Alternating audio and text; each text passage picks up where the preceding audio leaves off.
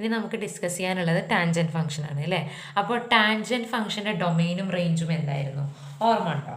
അത് നമ്മൾ ഫസ്റ്റ് ക്ലാസ്സിൽ ഡിസ്കസ് ചെയ്തിട്ടുണ്ടായിരുന്നു. അപ്പോൾ ഓർമ്മ ഇല്ലാത്തവർ അതൊന്ന് നോക്കിയിട്ട് വരണേ. അപ്പോൾ ടാൻജൻറ്റ് ഫംഗ്ഷൻ്റെ ഡൊമെയിൻ എന്തായിരുന്നു? R minus X belongs to R such that x equal to 2n plus 1 pi by 2 where n belongs to z. To എവിടേക്കായിരുന്നു? റേഞ്ച് 6 തന്നെയാണ്. അപ്പോൾ ഇവിടെ എന്താണ് മൈനസ് ചെയ്തിരിക്കുന്നത്? പൈ ബൈ ടുവിൻ്റെ മൾട്ടിപ്പിൾസ് ഒക്കെ മൈനസ് ചെയ്തിട്ടുണ്ട്. കാരണം എന്താ? ടാൻ എക്സ് നമ്മളെങ്ങനെ കാണുക? ടാൻ എക്സ് നമ്മൾ sine x by cos x വെച്ചിട്ടാണ് കാണുക അല്ലേ. അപ്പോൾ കോസ് എന്ന് പറയുന്ന ഫംഗ്ഷൻ പൈ ബൈ ടുവിൻ്റെ മൾട്ടിപ്പിൾസിൽ ഓഡ് മൾട്ടിപ്പിൾസിലൊക്കെ എന്താണ് കോസിൻ്റെ value? For example cos pi by ടുവിൻ്റെ വാല്യൂ എത്രയാണ്? 0 ആണ് അല്ലേ. അപ്പോൾ കോസിൻ്റെ odd multiples of pi by ടുവിലൊക്കെ എന്താണ്? 0 ആണ്. അപ്പോൾ സൈൻ എക്സ് ബൈ 0 എന്ന് വന്നു കഴിഞ്ഞാൽ ഡിഫൈൻഡ് ആണോ? അല്ല. അപ്പോൾ ടാൻ ഡിഫൈൻഡ് അല്ലാത്ത പോയിന്റ്സ് ആണ് നമ്മളിവിടെ ഡൊമൈനിൽ നിന്ന് മൈനസ് ചെയ്തിട്ടുള്ളത്. അതുകൊണ്ടാണ് റിയൽ നമ്പേഴ്സ് മൊത്തത്തിൽ എന്ത് വരാത്തത്? ടാനിൻ്റെ ഡൊമൈനായിട്ട് വരാത്തത്. അപ്പോൾ ടാനിൻ്റെ ഡൊമൈനും റേഞ്ചും ഇതാണ് അല്ലേ. അപ്പോൾ ഈ നാച്ചുറൽ ഡൊമൈനിലും റേഞ്ചിലും എന്തല്ല എന്ന് പറഞ്ഞു? ടാന് ബൈജക്റ്റീവ് അല്ല. ബൈജക്റ്റീവ് പറഞ്ഞു കഴിഞ്ഞാൽ 1 1 അല്ല, ഓൺ 2 അല്ല. അപ്പോൾ ബൈജക്റ്റീവ് ആക്കണമെന്ന് വെച്ചാൽ നമ്മൾ എന്ത് ചെയ്യും? ഡൊമൈനെ റെസ്ട്രിക്റ്റ് ചെയ്യും. ഡൊമൈനെ നമ്മൾ എങ്ങനെയാണ് റെസ്ട്രിക്റ്റ് ചെയ്യുന്നത്? ഡൊമൈനെ ഒരു കുറച്ച് ഇൻ്റർവെൽസ് ആയിട്ട് റെസ്ട്രിക്റ്റ് ചെയ്യും. ഇവിടെ ഓപ്പൺ ഇൻ്റർവെല്ലാണ്.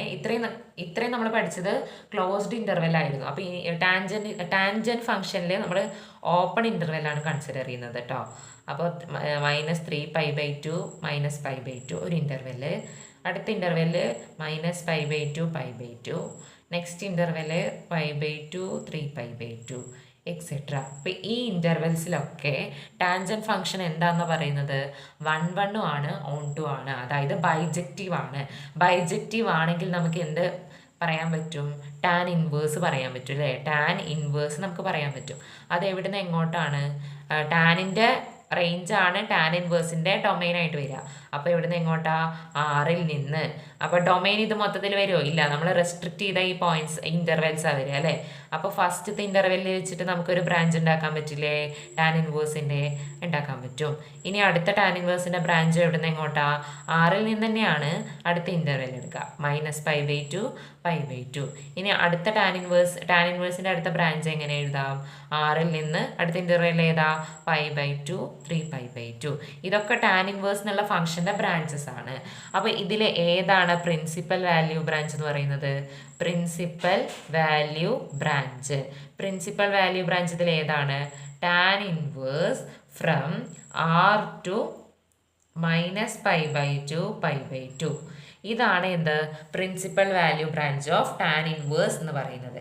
ഇത് എവിടെയെങ്കിലും കണ്ടതായിട്ട് ഓർക്കുന്നുണ്ടോ? -π ബൈ 2 പൈ ബൈ 2 സൈൻ ഇൻവേഴ്സിൻ്റെ നമ്മൾ പറയുന്ന സമയത്ത്, സൈൻ ഇൻവേഴ്സിൻ്റെ പറഞ്ഞ സമയത്ത് എന്തായിരുന്നു? സൈൻ ഇൻവേഴ്സിൻ്റെ പ്രിൻസിപ്പൽ വാല്യൂ ബ്രാഞ്ച് എവിടുന്ന് എങ്ങോട്ടായിരുന്നു? ക്ലോസ്ഡ് ഇൻ്റർവെൽ -1 1ൽ നിന്ന് എങ്ങോട്ടായിരുന്നു? Closed interval -π by 2 pi by 2 ആയിരുന്നു. അപ്പോൾ ടാൻ ഇൻവേഴ്സ് എവിടുന്ന് എങ്ങോട്ടാ? -6ൽ നിന്ന് ഓപ്പൺ ഇൻ്റർവെല്ലാണ് കേട്ടോ. അപ്പോൾ കൺഫ്യൂഷൻ ആയി പോകരുത്. ടാനിൻ്റെയും കോട്ടിൻ്റെയും കേസ് പറയുമ്പോഴാണ് നമ്മൾ ഓപ്പൺ ഇൻ്റർവെല്ലായിട്ട് പറയുന്നുള്ളൂ. അപ്പോൾ ടാൻ ഇൻവേഴ്സിൻ്റെ പ്രിൻസിപ്പൽ വാല്യൂ ബ്രാഞ്ചാണ് നമ്മൾ ഡിസ്കസ് ചെയ്തത്. ഇനി നെക്സ്റ്റ് ക്ലാസ്സിൽ ഇതിൻ്റെ ഗ്രാഫ് നമ്മൾ ഡിസ്കസ് ചെയ്യും.